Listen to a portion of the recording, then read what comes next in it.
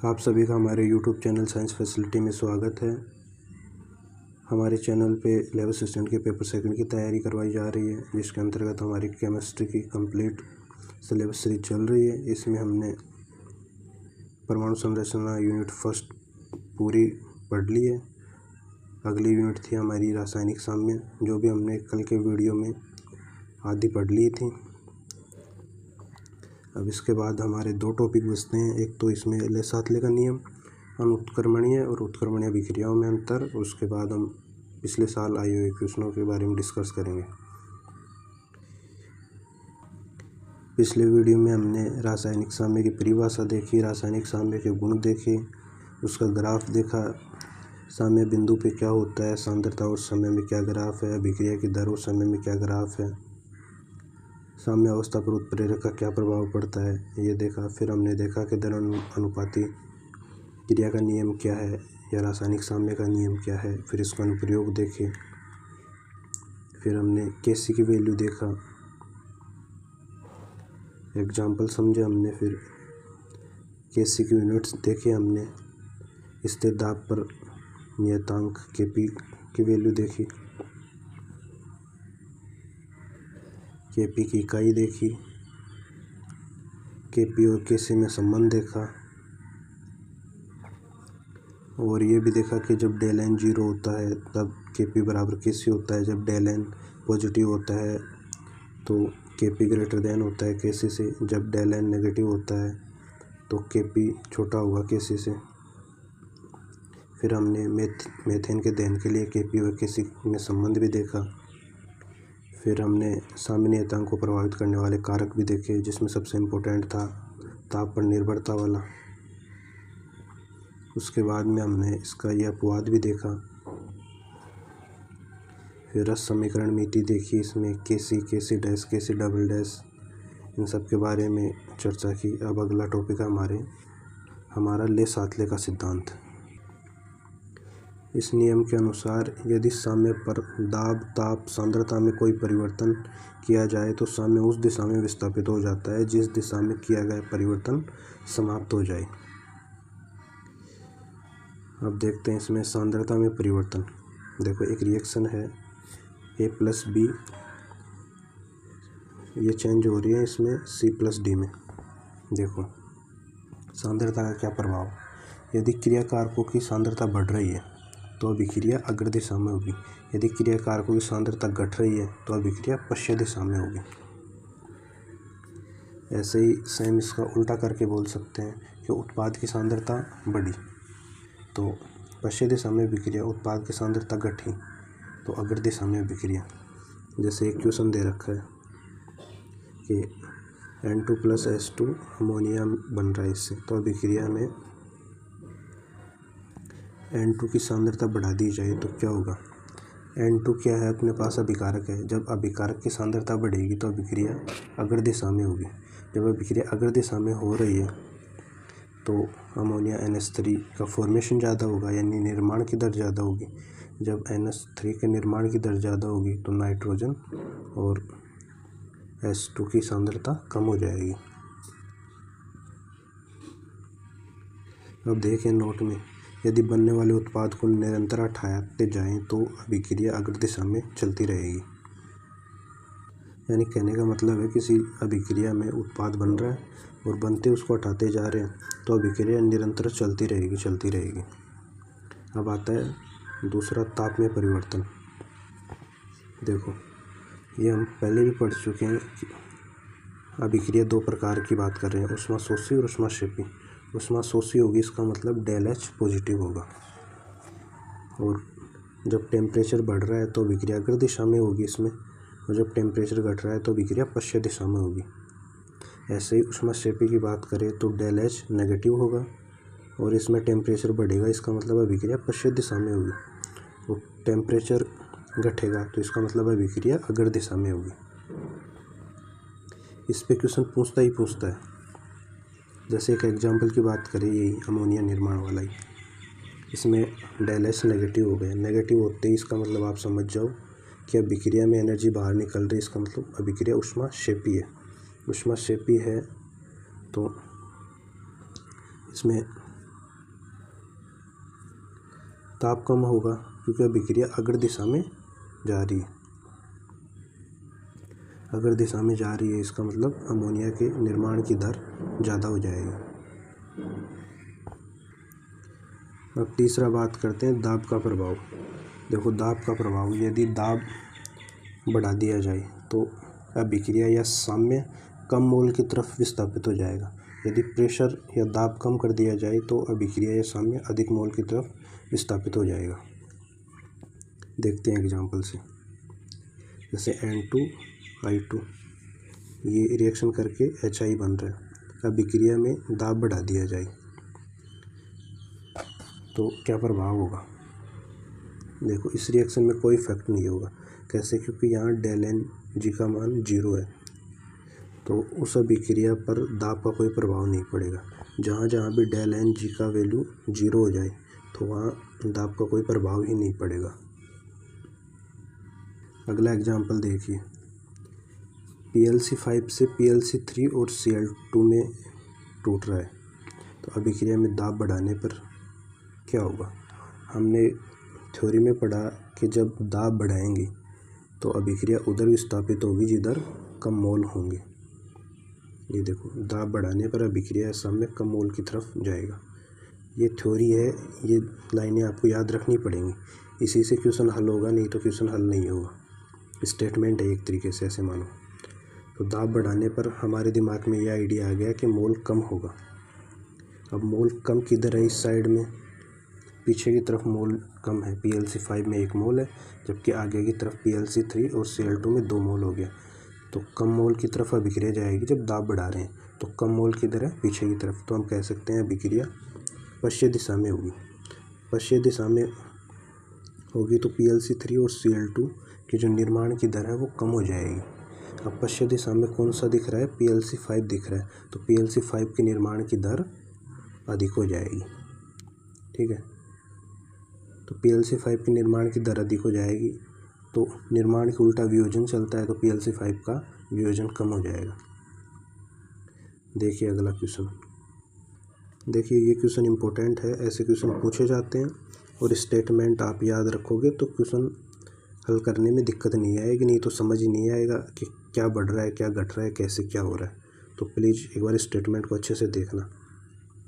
देखो हेबर विधि, कई बार तो सीधा हेबर विधि बोल देगा। अब हेबर विधि नाम लेते ही आपके दिमाग में रिएक्शन क्लिक होनी चाहिए कि हेबर विधि की रिएक्शन ये है कि N2 + S2 इससे अमोनिया बन रहा है NH3 में दाब बढ़ाने पर क्या प्रभाव होगा।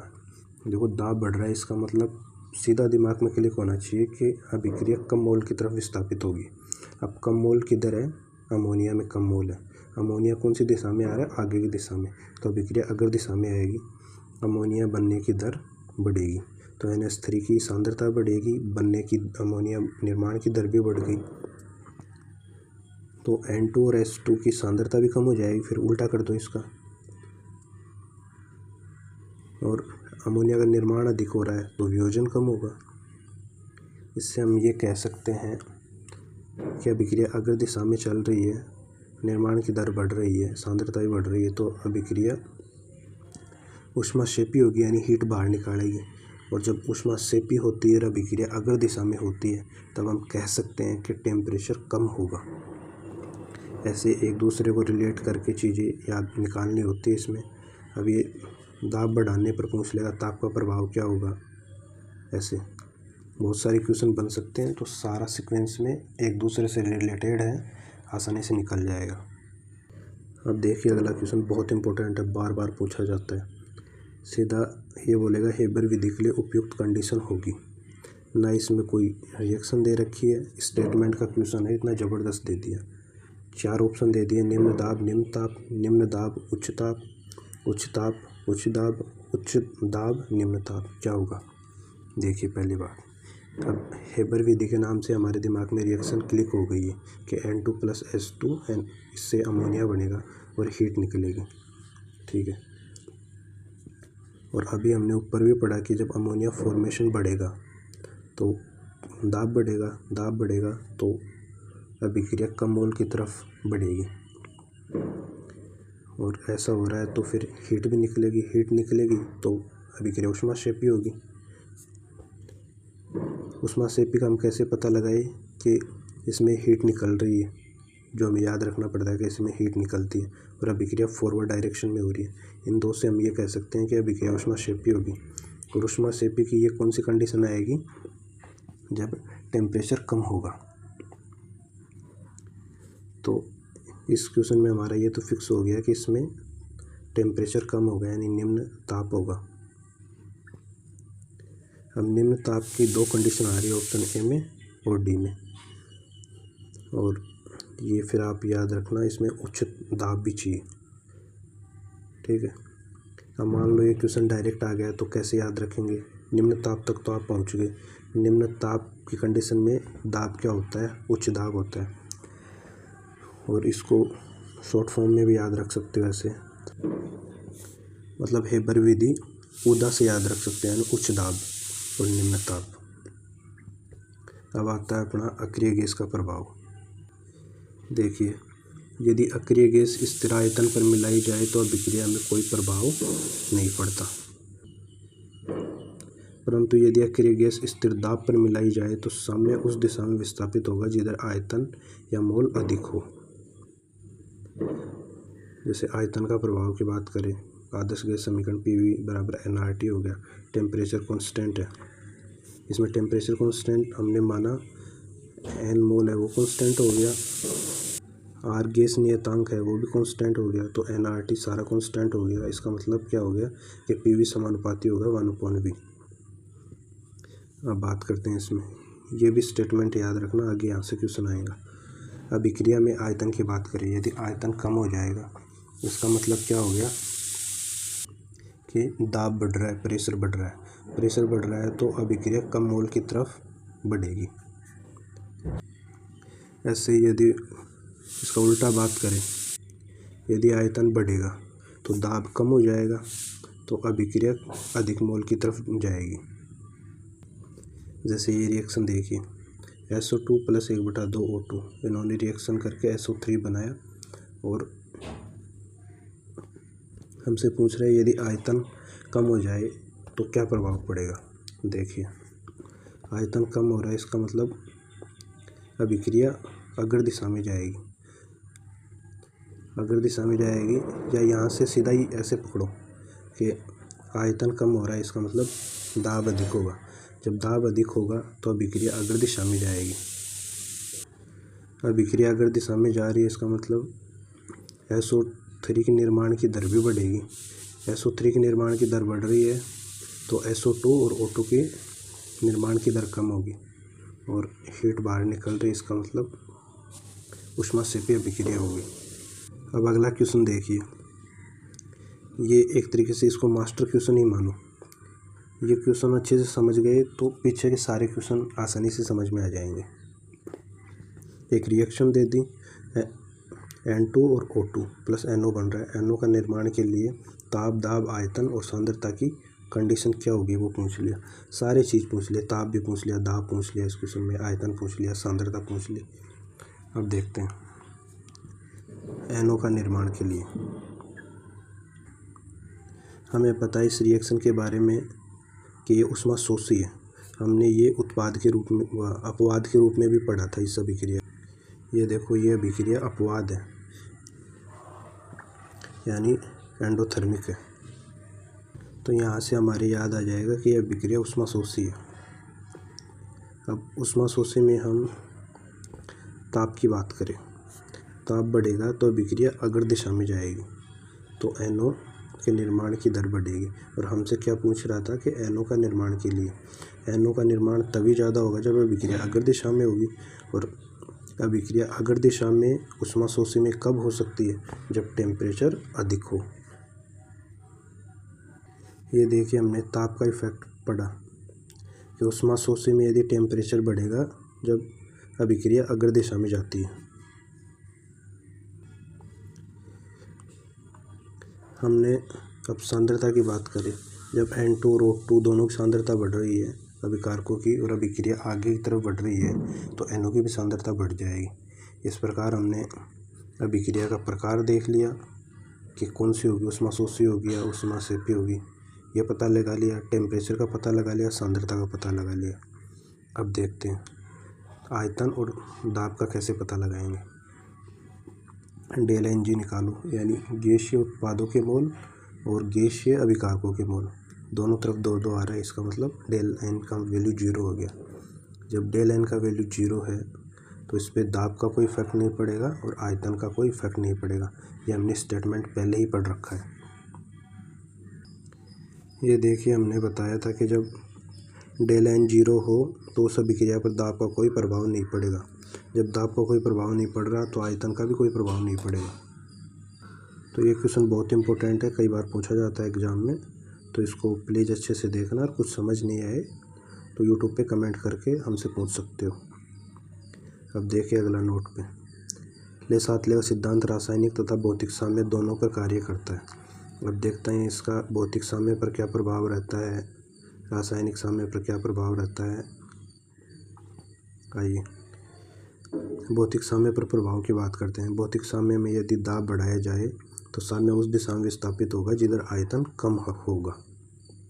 यानी कहने का मतलब यदि प्रेशर हम बढ़ा रहे हैं, दाब बढ़ा रहे हैं, तो साम्य उस तरफ विस्थापित हो जाएगा जिधर आयतन कम हो। और यही हमने आयतन में पढ़ा था कि आयतन बढ़ेगा तो दाब घट जाएगा। वहाँ हम मोल का कॉन्सेप्ट लेके देख रहे थे, यहाँ डायरेक्ट कॉन्सेप्ट लेके देख रहे हैं। अब एग्जाम्पल की बात करते हैं। और जो भी अपवाद है, जैसे बर्फ़ जल में बदल रही है और जल बर्फ़ में बदल रहा है। देखो बर्फ़ का घनत्व कम होता है, जब बर्फ़ हल्की है, घनत्व कम है, तभी जल के ऊपर तैर पाती है। तो कई बार ये क्वेश्चन जर्नल पूछ लेते हैं कि बर्फ़ जल के ऊपर क्यों तैरती है, उसका घनत्व कम है इसलिए वो बर्फ़ जल के ऊपर तैरती है। अब क्वेश्चन पे आइए कि बर्फ़ का घनत्व कम है, इसका मतलब उसका आयतन ज़्यादा हो गया। जल का आयतन कम है, इसका मतलब उसका घनत्व ज़्यादा हो गया। अब देखते हैं इसका प्रभाव। यदि दाब बढ़ेगा तो क्या होगा। जब दाब बढ़ता है तो अभिक्रिया अग्र दिशा में जाएगी। अग्र दिशा में क्या बन रहा है, बर्फ़ से जल बन रहा है, तो जल की मात्रा बढ़ जाएगी। जल की मात्रा कब बढ़ेगी, जब बर्फ़ अधिक पिघलेगी। इसका मतलब क्या हो गया कि ज़्यादा पिघल रही है, इसका मतलब बर्फ़ का गलनांक कम हो जाता है। और बर्फ़ का गलनांक कम हो जा रहा है, इसका मतलब बर्फ़ की मात्रा भी कम होगी। अगला देखिए, अब बात करते हैं सामान्य ठोस और सामान्य लिक्विड। तो ठोस का आयतन कम होता है और द्रव्य का आयतन अधिक होता है। अब यदि दाब बढ़ा रहे हैं हम, पी इंक्रीज कर रहे हैं, तो अभिक्रिया पश्चिम दिशा में जाएगी, क्योंकि वॉल्यूम के उल्टी चलती है दाब। जब वॉल्यूम ठोस का घट रहा है तो दाब बढ़ेगा, और दाब बढ़ने की कंडीशन देख रहे हैं। इसका मतलब क्या हो गया, अभिक्रिया पश्चिम दिशा में जाएगी। पश्चिम दिशा में क्या बन रहा है, सॉलिड, तो सॉलिड की मात्रा बढ़ जाएगी। अब सॉलिड की मात्रा कब बढ़ेगी, जब लिक्विड की मात्रा कम हो। इसका मतलब हम कह सकते हैं कि द्रव्य का मेल्टिंग पॉइंट बढ़ रहा है, या हम ये भी कह सकते हैं कि द्रव्य अधिक मात्रा में ठोस में बदलेगा। अब देखिए इस बिंदु को हम एग्जाम्पल के माध्यम से समझते हैं। जैसे जल वाष्प में बदल रहा है, तो वाष्प का आयतन अधिक होगा क्योंकि वाष्प गैस है, और जल लिक्विड है तो इसका आयतन कम होगा। अब बात कर रहे हैं दाब बढ़ाने पर। दाब बढ़ाने पर आयतन उल्टा चलता है, लेकिन ये कंडीशन अभी लिक्विड से गैस वाली आ गई, तो यहाँ दाब बढ़ाने पर आयतन बढ़ रहा है, अर्थात अभिक्रिया पश्चिम दिशा में जाएगी। पश्चिम दिशा में जाएगी, इसका मतलब जल की मात्रा बढ़ेगी, वाष्प की मात्रा कम आ जाएगी, वाष्प अधिक मात्रा में जल में बदलेगी।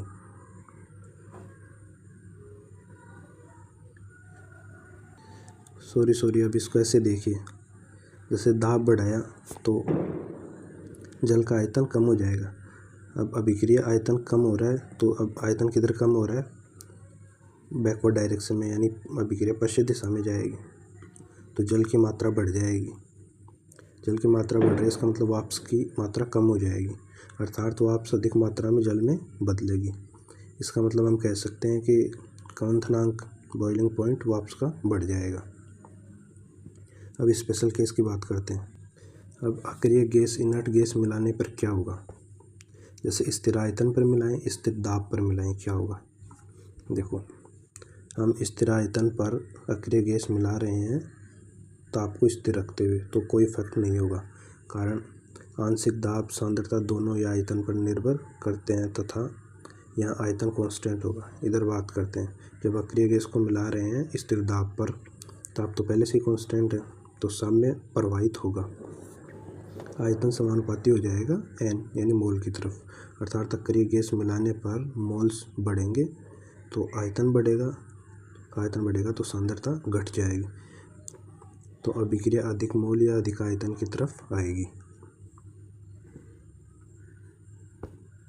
यहाँ से हमने कंसंट्रेशन मोल बटा लीटर होता है, अर्थात सांद्रता कम होगी तो आयतन बढ़ेगा, यही बात यहाँ लागू हो रही है।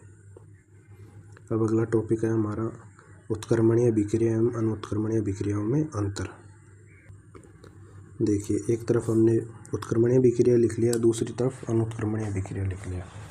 यहाँ R रिएक्टेंट यानी अभिकारक को बता रहा है, P प्रोडक्ट यानी उत्पाद को बता रहा है। उत्क्रमणीय अभिक्रिया यह दोनों दिशाओं में यानी अग्र और पश्चिम में चलती है, जबकि इधर बात करें अनुत्क्रमणीय अभिक्रिया यह केवल एक दिशा में चलेगी, या तो आगे चलेगी या पीछे चलेगी, दोनों दिशाओं में नहीं चलेगी। दूसरा बात करते हैं अनुत्क्रमणीय अभिक्रिया में यह कभी भी पूर्ण नहीं होती, कभी आगे चल रही है कभी पीछे चल रही है, तो पूरी कैसे होगी? जबकि अनुत्क्रमणीय अभिक्रिया की बात करें यह पूर्णता को प्राप्त हो जाती है। अब इसमें बात करें साम्य स्थापित होगा, अनुत्क्रमणीय में साम्य स्थापित नहीं होगा, एक बार जो प्रोडक्ट बन गया वो बन गया। अनुत्क्रमणीय में बात करें यह बंद पात्र में होगी, यह अनुत्क्रमणीय में यह खुले पात्र में होगी। अगला पॉइंट की बात करें सामान्यतः समांगी रासायनिक अभिक्रिया उत्क्रमणीय होती हैं। जैसे बात करें सामान्यतः बात कर रहे हैं हम, H2 लिया I2 लिया 2I बन गया, ऐसे नाइट्रोजन और हाइड्रोजन लिया तो अमोनिया बन गया। इधर बात करते हैं सामान्यतः विषमांगी रासायनिक अभिक्रिया अनुत्क्रमणीय होती है। जैसे कार्बन लिया ऑक्सीजन लिया CO2 में चेंज हो गया, क्योंकि विषमांगी है ना ये। ऐसे ही बात करें चूना पत्र, कैल्शियम कार्बोनेट, इसको हीट दिया यह बन गया कैल्शियम ऑक्साइड और CO2। एक बार बन गया जो बन गया फिक्स है, फिर वापस इसमें चेंज नहीं कर सकते, ऐसा अनुत्क्रमणीय अभिक्रियाओं में होता है। अगला देखिए, ये बहुत इम्पोर्टेंट है कि परवल अम्ल और परवल क्षार की उदासीनीकरण की जो अभिक्रिया है वो अनुत्क्रमणीय होती है। जैसे मैं बात करूँ परवल अम्ल की तो HCl हो गया, परवल क्षार सोडियम हाइड्रोक्साइड हो गया NaOH, रिएक्शन करवाई तो NaCl बन गया H2O बन गया, यानी उदासीनीकरण हो गया। तो परवल अम्ल और परवल क्षार की उदासीनीकरण अभिक्रिया अनुत्क्रमणीय होती है, यानी एक बार जो बन गया वो बन गया, यानी HCl और सोडियम हाइड्रोक्साइड से नमक एक बार बन गया उसके बाद कुछ चेंजमेंट नहीं हो सकता इसमें। ऐसे इसमें के परवल अम्ल और परवल क्षार के अतिरिक्त इनके अलावा जो और 3 कॉम्बिनेशन बन रहे हैं उनकी उदासीनीकरण अभिक्रिया उत्क्रमणीय होती है। जैसे मैं बात करूं परवल अम्ल लिया हमने HCl, इसका वीक बेस के साथ रिएक्शन करवाई यानी NH4OH के साथ रिएक्शन करवाई तो NH4Cl बना और H2O बना। अब ये रिवर्सिबल है, वापस अभिक्रिया दोनों तरफ हो जाएगी। अब अपना एक छोटा सा टॉपिक है रिएक्शन क्वोशिएंट यानी अभिक्रिया भागफल, QC से लिखते हैं। जैसे ये हमने अभिक्रिया ले ली, KC को कैसे लिखेंगे, वही उत्पादों की सांद्रता बटा क्रियाकारकों की सांद्रता हमने लिख ली। फिर ये ABCD ये कोष्टक में ये क्या बता रहे हैं, साम्य पर सांद्रता बता रहा है। अब क्वोशिएंट की बात करें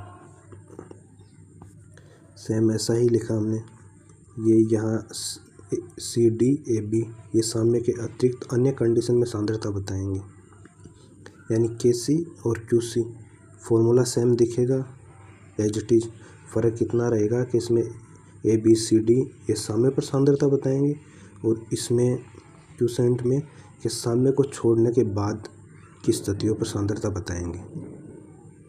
जैसे मैं बात करता हूँ केसी की, कि एक स्केल लिया 1 से 10 तक।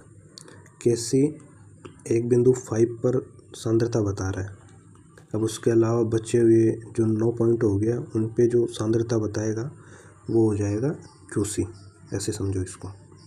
यानी कहने का मतलब हो गया कि साम्य के अतिरिक्त किसी बिंदु पर उत्पाद व क्रियाकारक की सांद्रता का अनुपात क्यूसी कहलाता है। जैसे एग्जाम्पल में मैंने समझाया, नोट में देखना, क्यूसी का उपयोग अभिक्रिया की दिशा ज्ञात करने के लिए किया जाता है। जब क्यूसी का मान केसी से कम हो गया तो अभिक्रिया अग्र दिशा में जाएगी। यदि क्यूसी का मान केसी से बड़ा हो गया तो अभिक्रिया पश्चिम दिशा में जाएगी। इस स्टेटमेंट को याद कर लो, इस पर क्वेश्चन आएंगे आगे। जैसे देखिए ये क्वेश्चन, हमारे पास एक रिएक्शन दी हुई है, केसी का मान दे दिया 5। उपरोक्त अभिक्रिया में किसी बिंदु पर ए बी सी डी की सांद्रताएं क्रमशः ये दे दिया 1, 2, 3 फिर 0.5 मोल लीटर। तो अभिक्रिया की दिशा ज्ञात कीजिए। वही अपन केसी का फॉर्मूला लगाएंगे, प्रोडक्ट अपॉन रिएक्टेंट। इनकी सांद्रता हमने क्वेश्चन में दे रखी है वो लिख दी।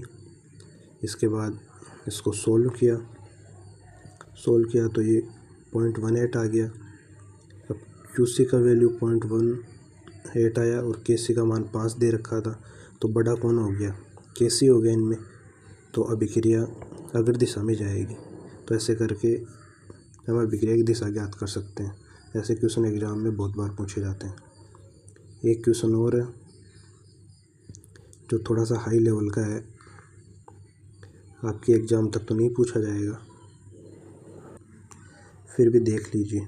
एक रिएक्शन दे रखी है, उपरोक्त अभिक्रिया में प्रारंभ में A का 1 मोल, B का 2 मोल 2 लीटर के पात्र में लिया गया है। साम्य अवस्था पर A की सांद्रता D के समान पाई गई है। तो अभिक्रिया का साम्य स्थिरांक Kc का मान ज्ञात कीजिए। देखो प्रारंभ में A का 1 मोल दे दिया, B की सांद्रता का 2 मोल दे दिया, आयतन 2 लीटर दे दिया, साम्य पर सांद्रता A और D की इक्वल है, Kc का मान पूछ रहा है, इतना दे दिया।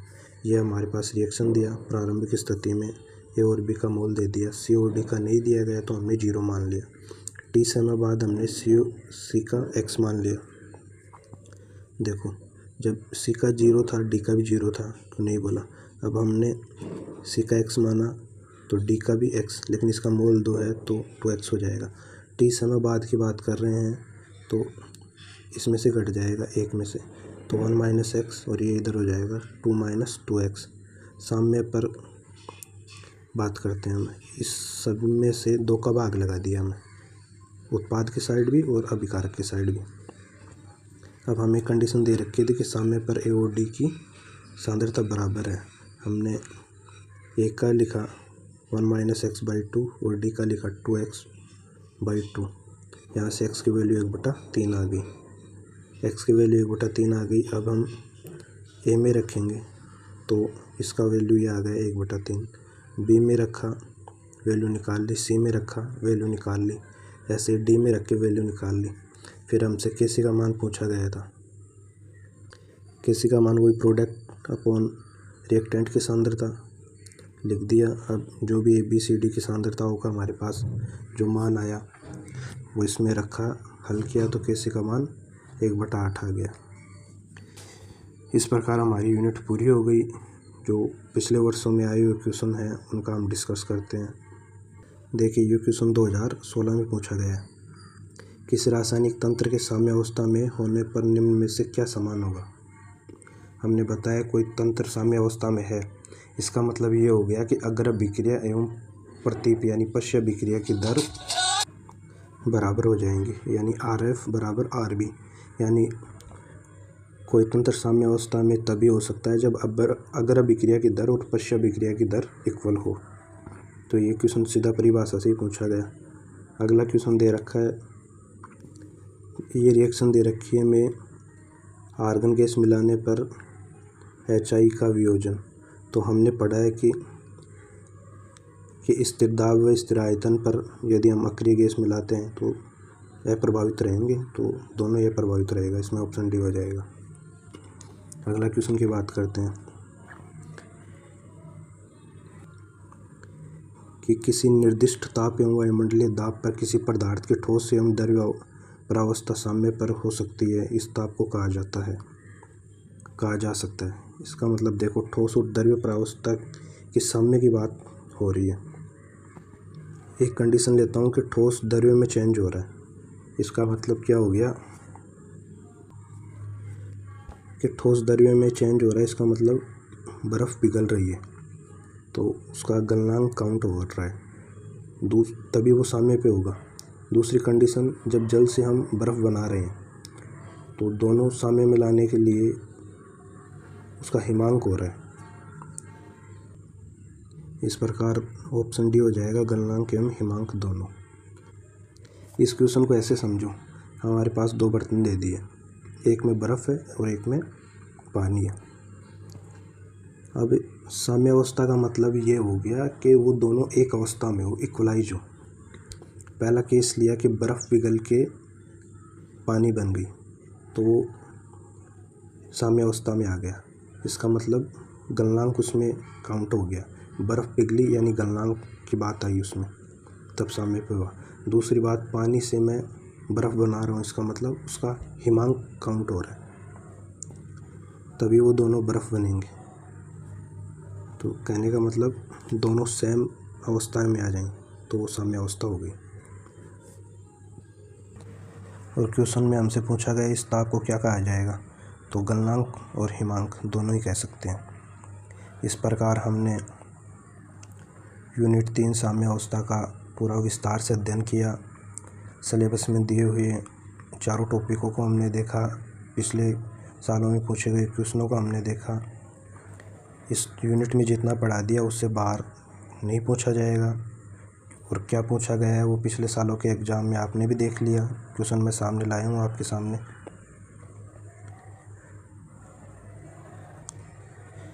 तो प्लीज़ इस चैनल को लाइक शेयर सब्सक्राइब करें। इस चैनल पे आपको बिल्कुल अच्छा कंटेंट मिलेगा, एग्ज़ाम के अकॉर्डिंग कंटेंट मिलेगा। कहीं भी कुछ भी इस पे इधर उधर की बातें नहीं होती, एग्ज़ाम के अकॉर्डिंग पढ़ाया जा रहा है, वही पढ़ाया जा रहा है जो पूछा गया है पिछले सालों में। तो प्लीज़ चैनल को लाइक शेयर सब्सक्राइब करो, अपने दोस्तों तक फैलाओ, और कुछ भी समझ नहीं आए तो कमेंट के माध्यम से हमसे पूछ सकते हो। पिछले क्लासों का या प्लेलिस्ट का लिंक मैं वीडियो के डिस्क्रिप्शन में डाल दूँगा, और हमने टेलीग्राम पे चैनल बना रखा है साइंस फैसिलिटी के नाम से, उसको ज्वाइन कर लो, वहाँ सारी PDF वगैरह मिल जाएंगी। So thank you.